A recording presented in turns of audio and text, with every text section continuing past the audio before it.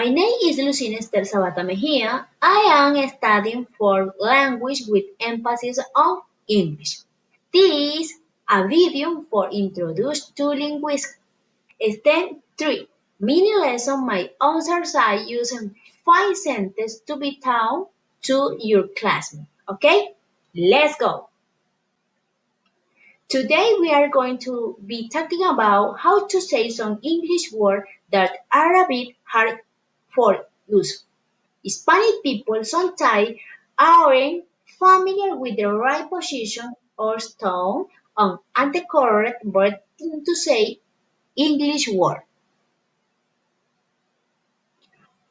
When we want to learn how to say some English word, we need to start three don't think in Spanish at the moment to get and say the words. If we don't try to do this one, we will to get a little bit confused in Spanish. It is a common to say words with the letter Y. Okay?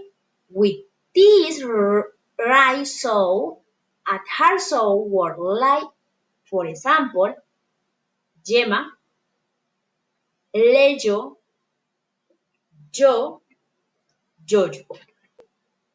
But at the moment to say so English words which are correct and this letter in their structure, we start to do the same thing.